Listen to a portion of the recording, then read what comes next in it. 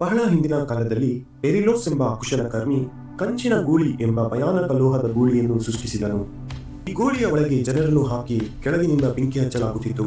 ಒಳಗೆ ಹಾಕಲ್ಪಟ್ಟವರು ನೋವಿನಿಂದ ಕಿರುಚಿದಾಗ ಆ ಶಬ್ದವು ಗೂಳಿಯ ಮೂಗಿನ ಮೂಲಕ ಹೊರಬಂದು ಗೂಳಿ ಗರ್ಜಿಸುವಂತೆ ಕೇಳಿಸುತ್ತಿತ್ತು.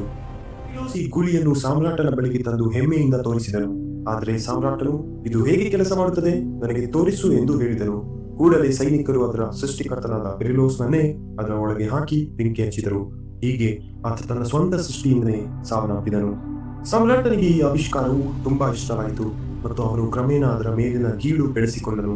ಪ್ರತಿದಿನ ನಗರದ ಜನರ ಸಮ್ಮುಖದಲ್ಲಿ ಕೈದಿಗಳನ್ನು ಮತ್ತು ತನ್ನ ಶತ್ರುಗಳನ್ನು ಈ ಗೂಳಿಯ ಒಳಗೆ ಹಾಕಿ ಕೊಲ್ಲಲಾರಂಭಿಸಿದನು. ಈ ದಾರುಣ ದೃಶ್ಯಗಳನ್ನು ಜನರು ಬಲವಂತವಾಗಿ ನೋಡಿ ಚಪ್ಪಾಳೆ ತಟ್ಟಬೇಕಿತ್ತು.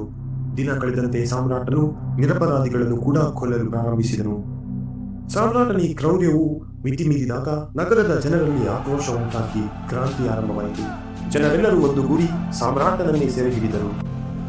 ಅಂತಿಮವಾಗಿ ಅದೇ ಕಂಚಿನ ಗೂಳಿಯ ಒಳಗೆ ಸಾಮ್ರಾಟನನ್ನು ಹಾಕಿ ಸುಟ್ಟು ಹಾಕಿದರು. ಇತರರನ್ನು ಕೊಂದ ರೀತಿಯಲ್ಲೇ ಸಾಮ್ರಾಟನು ಸಾವನ್ನಪ್ಪಿದನು. ನಾವು ಇತರರಿಗೆ ಏನು ಮಾಡುತ್ತೇವೋ ಅದು ನಮಗೆ ಮರಳಿ ಬರುತ್ತದೆ. ಕರ್ಮ ಎನ್ನುವಂಥದ್ದು ನಿಜವಾದ ಸಂಗತಿ.